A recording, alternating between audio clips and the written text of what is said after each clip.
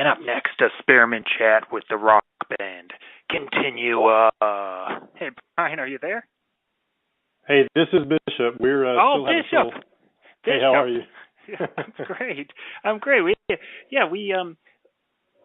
We're not going to reference any tech difficulties we had getting on the line. We're just going to totally start fresh in a zen way. Tell me all about the rock band Continua. Well, we started back in 2006. I was acting out in Los Angeles and doing some performing there. And Brian Buckaloo was a bass player in Florida. I heard from somebody that he was interested in playing. He'd heard some of the music. So we tried back then under Forgotten Discipline, but the technological constraints at the time had kind of hindered what we were trying to do. So then as years went on and things got better, he reconnected me with something he was working on called Dave Awakening. It was a solo project at the time, but he wanted to collaborate with other musicians. So he got in touch with me, and I did some vocal work on his album, and then got in touch with Jason Mulkey, who is a guitarist for Continua now. And that's how it kind of started. So we performed the Day of Awakening in Florida and Alabama last year or 2 years ago, and then hooked up and started recording everything for Daybreak about 2 years ago. This past September is when we started. We finally got done. So what is Daybreak? Daybreak is it's almost like the precipice, either on the cusp of something, really incredible or really amazing. And we thought that's really what the album entailed. It had everything. We were right on the precipice of something incredible happening, and a lot of the songs seem to follow that trend. And specifically, the song Daybreak, it really is a story of an emergence, such as that, of really clawing yourself out of some really dark spot, to find yourself at the end of the light, at the end of the tunnel. So and that's why we chose Daybreak as well for the title song for the album. Continua is a rock band based out of Florida and Georgia. Uh-huh. How do you guys manage to work together? Well, it doesn't come without great difficulty. I know traditionally a lot of bands typically will, usually get together and meet and go over stuff, maybe in the same place. We had a different challenge with us. Somebody would maybe pitch an idea, and we would have to share that file with each other and sort of build on that incrementally. So we eventually developed a system for it. But I mean, you've heard the album. There's a lot going on in there, so you can imagine a lot of hurdles we had to get over. But it really just took a lot of patience and a lot of teamwork to really put this thing together. And you describe yourself as an alternative rock band. What does that mean in 2016? Well, if you notice. A lot of the sounds now, it's almost like we're trending back to the 80s. I don't know if you've noticed that in a lot of music that's take like a 21 Pilots or what's another one I'm thinking of? Arctic Monkeys. There's a slightly grunge sound. It's not the total 90s sound, but there's also a lot of synthesizer stuff that was coming in around, I want to say, the early to mid 80s. With songs like "She Blinded Me with Science" and a lot of what Hall & Oates was doing even early on. So we're incorporating a bit of that, and our lead guitarist has got a very big sound with his guitar regarding bringing back some of that stuff from some of the lead sounds from the 80s. And we also have Brian, who does a lot of the synth work. We're really into driving the songs with synth and with guitar-driven tracks. And incorporating some of that stuff with minor tonality. So that's what I think alternative music is now. It's kind of a spin on rock, but it doesn't quite constitute rock. You can tell it's sort of a blend between a more experimental sound and what traditional rock is now. And I'm speaking with Bishop from the rock band Continua, and it's spelled Continua. You can check out their website, continuaband.com. Um, Bishop, you act as primarily the vocal element of Continua. Is that right? Yeah, that's correct. I do all the vocals with the exception of one of the songs, track 11, which is the Legacy. And that one, that was a real change for us because we wanted to bring something back a little more acoustically, something a little more intimate. And for that, I actually pitched to the other guys, like, hey, I would like you to sing here toward the end, almost like we're in a room with a lot of our friends here, sort of a real nostalgic song and something that's painful yet beautiful to look back on. So other than that, yeah, I handled all the vocal stuff for the rest of the album. Really had a great time doing it. I really enjoyed the vocal layering aspect of it. I would describe Continua as melodic rock because the band's sound doesn't really, it teeters on the edge of being heavy rock, but it never seems to teeter over that edge. Almost, it reminded me almost of Alice in Chains Unplugged. Yeah. And I am the last person to give out references because I think it's so limiting in a conversation about music.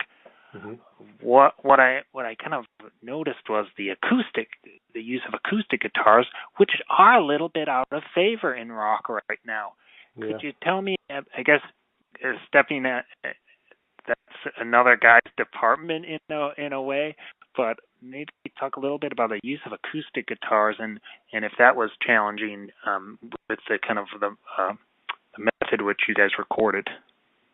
Well, it was, and I'll tell you for myself, we each have really an equal share in the creative aspects of the direction of our music.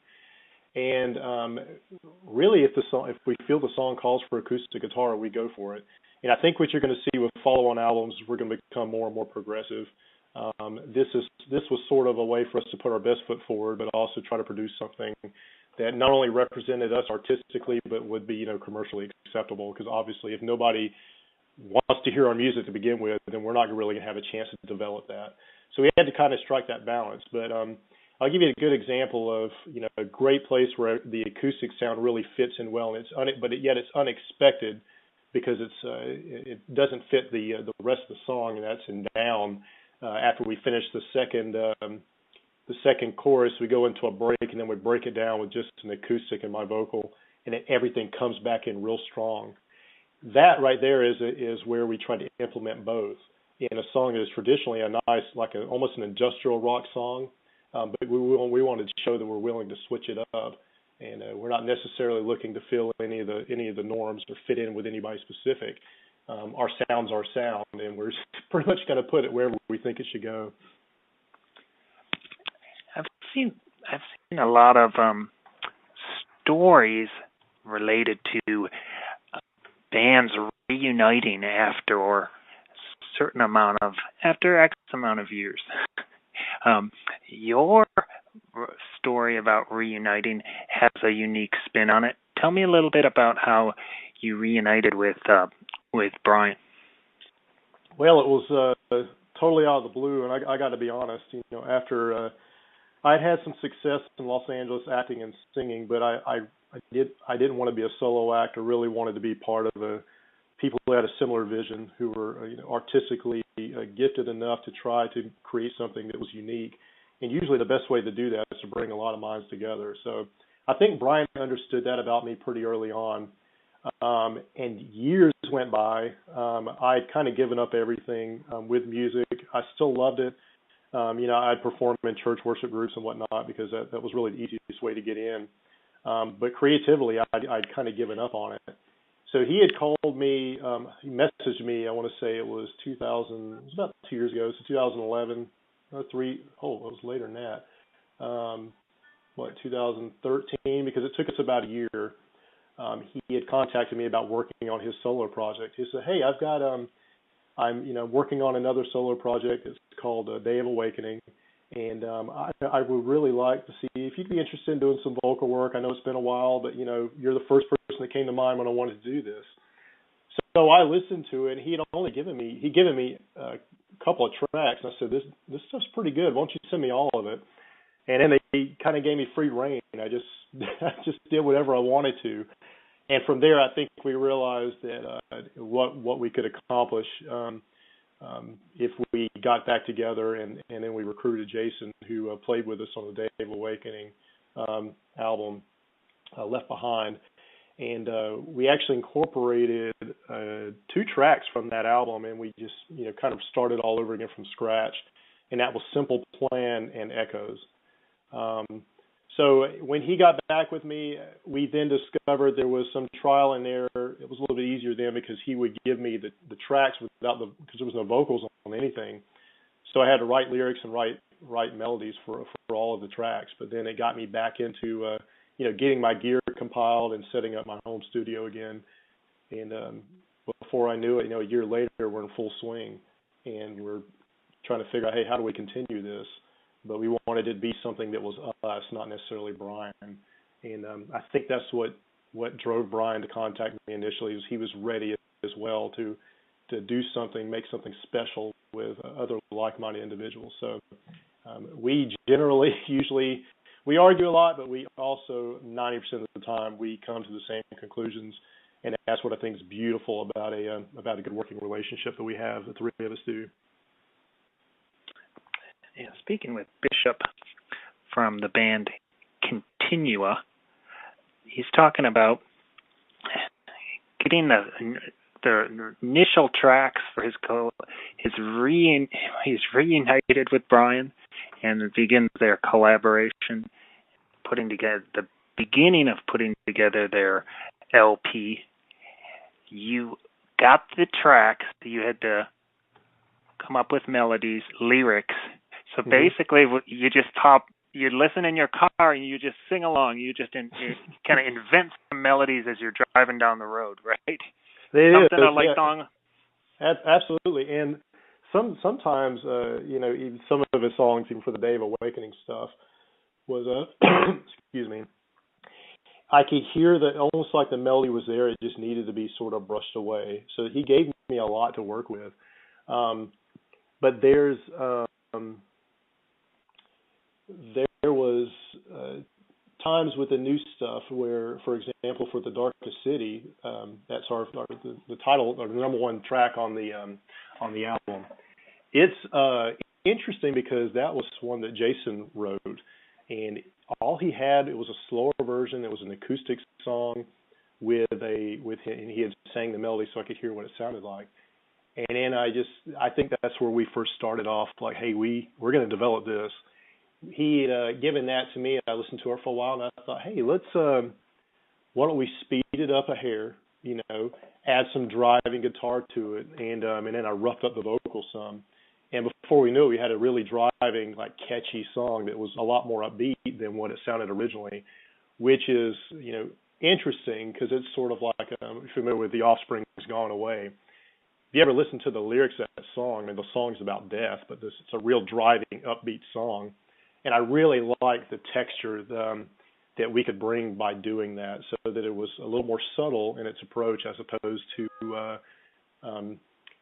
being so direct, both in message and in lyrically and musically, because there are times for that, but this is one we thought it might be nice to give this thing a little more life, if you know what I mean.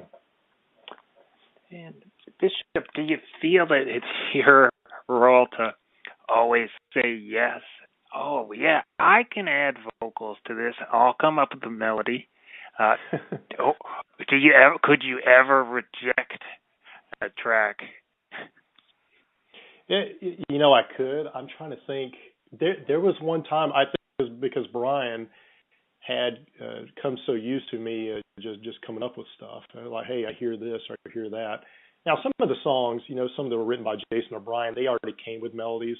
So really, sometimes it was in the package, and I'd put it together, or I would add not just vocal stuff, but bridges or entirely different changes to musicality to it. But one example of that was We Belong Together. There's quite a long instrumental break there, and Brian, based on our previous experience, he said, "Hey Bishop, I'm expecting some vocal stuff here," and Jason had already started playing the guitar melody, and I think at that point that was good for me because I wasn't just trying to throw vocal stuff in. I realized I would be getting in the way of the song, if that makes sense. So when I heard that, I told him I think it's good like it is. This is one of those cases. I think I'm just going to sit it out because I would have gotten in the way of the song. And ultimately, I think that was a growing point for me, realizing I didn't necessarily have to feel that I had to inject a melody or a vocal part in every part of the song, because I wanted to not hold the song back, if that makes sense. Bishop, you talked about getting away from music, and you actually, I guess yesterday was Veterans Day. You actually served in the U.S. Marine Corps. That's right. Yeah, I did. Started when I was 17. Yeah. Tell me about that experience, and was anything that happened to you in the Marines prepare you for life as a rock star? It's an odd thing. I tell some people what I do and what I've done, and they're like, "Wow, those two things don't go together," But I actually knew somebody I was in a unit with who went on to do really well. Jamie Johnson, I'm sure he's a country guy. I actually served with him, and it's incredible. You no matter what you do, I think everybody who's called to serve. They still have that inner feeling of I want to do something good. I want to serve my country. I want to do something that matters. But deep down, I'm still a musician. I always was. And I don't know if being a Marine, I know it made me a better person. It definitely did. I'm grateful I had the opportunity to serve my country. But something that it did give me was a lot of life experience. And as you know, when you write music, a lot of times you're driven by what you're feeling at the time or a certain experience, and I am no exception to that case. There were definitely cases here where I drew on those experiences to help me with my music. But I have to say, the confidence I got from being a Marine that instilled in me definitely made doing what I do a little bit easier, because it's not always easy to take that first leap and to open your mouth and let something come out and then everybody judge what you're singing or what you're saying. So, and I do want to say I appreciate your service. We obviously we take so much for granted living in the United States, and it's wonderful to talk to someone who actually did something about it and served in the Marines. It's my absolute pleasure to talk to you today about music and rock and your band. Just tell me, I guess, a little bit more about Brian and his expertise in the studio, because not only are you guys all talented musicians, but Brian's also a studio whiz. Absolutely. He's a fantastic engineer, and you can imagine that's very beneficial when your bass player is not only talented he's probably bar none not only the best player I've ever heard, but his style is so eclectic. I love it. It's not traditional by any stretch of the imagination. So he can incorporate what he can play. He can record his own tracks. He is the one who gathers all of our tracks together and puts them all together. He masters them. He puts them together. He's essentially the producer of this album. But the stuff we put in this and the different layers, and he was able somehow to bring everything out in the mix. I think that alone speaks volumes to his ability. but yeah, he has Provision Studios down in Cottondale. Serves a lot of local bands there, and this would not have been possible without his ability. The quality of product we were able to put out is absolutely due in part not only to his ability in the studio, but also we made a pact from the beginning. Look, when we do this, it's going to be the best. If a track is not absolutely clean and what we would want to put out, and we're starting over, and that's what we did. And he held true to that. And it's very painful in the end when he's throwing out mixes, and we're all like, "Hey, what do you think?" And we're like, "Hey, turn this up, turn this down, bring this EQ up and down.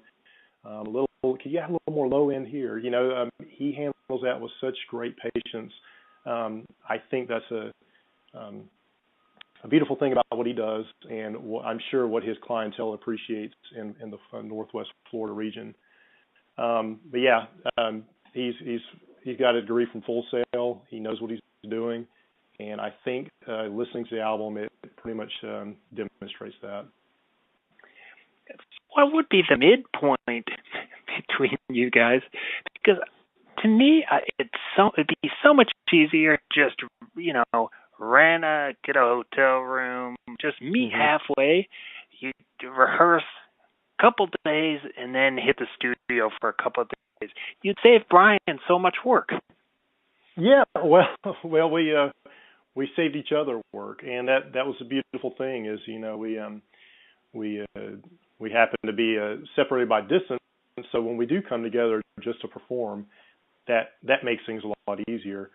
And then we all have enough discipline, clearly, to do the work to put into this. I mean, it's a 12-song EP. It's not an EP. It's not just a single. This demonstrated a lot of tenacity on all parts that we were going to come together respectively, and we did. And it's some things to start off with an idea, and then eventually we developed. You can imagine it took time. But we developed the system with, hey, we had this much down. Let's record this, and then that would get recorded. Brian would put us out a new mix, and then maybe I would throw some vocals in, and we would always have this updated rough draft, if that helps. So then we could all start laying down final tracks. So essentially, we were rehearsing separately but together, if that makes sense. We were still putting everything together, but it was done more piecemeal until we got down to the final product, and then we knew exactly this is where the song is going. I'm speaking with Bishop from the rock band Continua. Let me remind people that are listening to the pod chat that you can hear the band at the website continuaband.com and all across social media as well. They're an original alternative rock trio based out of Florida and Georgia. Now, Bishop, what type of music do you listen to on your iPod, or in the car? I listen to a lot of things. Pretty much the only thing I'm not really into is country. But a huge influence of mine, not just musically but also vocally, was Radiohead. I love how they evolved from the beginning, back from Pablo Honey, even all the way up to where they are now. They just showed that there was no boundaries in music, and I think that's where I was attuned to. But wow, yeah, I really literally listen to everything. I mean, all the way from alternative rock to even classic rock, even stuff like Leonard Skinner, some of the current stuff like Cage the Elephant, the Arctic Monkeys, which I mentioned earlier, and even some old Catholic songs I really enjoy, even just the 4-part choral stuff. Literally anything I can get my hands on. My iPad and my iPod and my music library is literally full of a wide, eclectic swash of musical genres. So nothing specifically other than the specific bands I mentioned as examples. Was heavily influenced by the Smashing Pumpkins. I really enjoyed what they did and what they were trying to do. Really pioneers in the post-grunge era. And I think we're trying to do something like that. This is how we sound.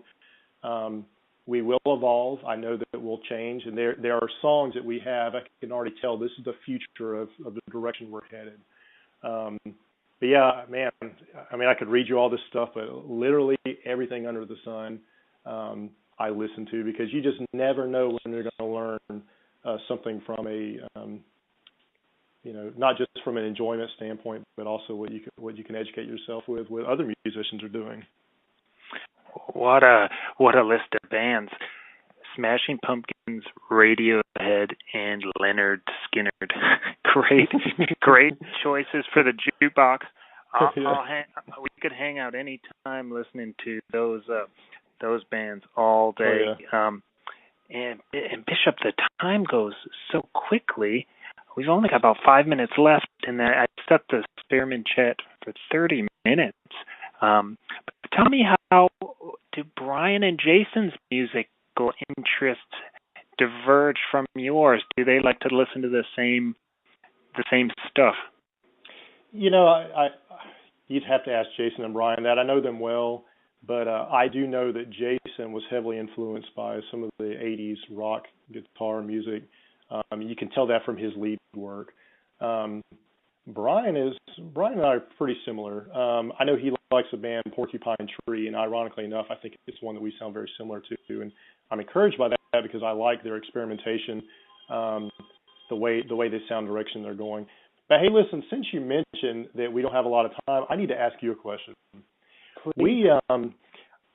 Years ago, I had a compilation CD that had, almost every song on there I loved, and it was similar to the ones that Factory Fast Records puts out. I really am excited to hear which compilation CDs we're going to end up on, and I really would like a copy of those. So hopefully we'll see those coming out. But yeah, I'm really excited to hear the other music on this going to be on those compilation CDs. So I appreciate the work you're doing there, and I want you to know we're as excited as you are. Wow, it's like a plug for my own project. But what Bishop is alluding to is the rock band Continua will be featured on 3 mixed CDs. Each CD features 7 tracks from independent artists from all over the globe. And really the only rule is, it's sort of like your iPod rules, is that they are genre driven in theme. So you wouldn't have a country mixed in with hip hop. There are just some things you can't do. Although rock and hip hop do go surprisingly well together in certain situations. But yeah, and there'll be so many more details to come about that. It's we plan our releases a couple months in advance, so we were on social media about a release. That's going to happen in mid-December today. So, but we'll have plenty of details about that. It's just a lot of fun for everyone, and it's a great way for us all to get together and support independent music. And yeah, I'm looking forward to it too. With just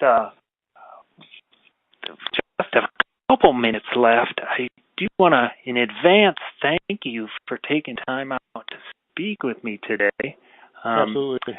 We not only can we sort of re-edit the interview and put it on Podbean, but we can also we have a internet radio sponsor who said that he would put some of the edits of our interviews on his radio station. So it's very exciting. It's a very exciting time, but sustainability for a band is so hard. There's so many moving parts. How can you guys continue going forward? It takes a lot of work. There's so many easier ways to spend a day than putting together independent music. How can you keep it together? Well, one thing I think is a shared passion. and the passion doesn't die. And the other thing is we're all mature enough and understanding of enough of each other's abilities. We want this to continue. It will continue, and thus the name Continua. It's what we're all about, and we're in this like a marriage. So I would not expect us to stop what we're doing. We intend to keep pushing and keep putting out music, and so we're just excited about the process, and we love what we're doing. That's really all there is to it. We love each other. We're like brothers. Well, we're all in it together like brothers, and I am your newest fan. I really do love the band, and look forward to speaking with you soon. Hopefully, we could chat again real soon, Bishop, and just hopefully you have a really great Saturday. You too, man. God bless and rock on.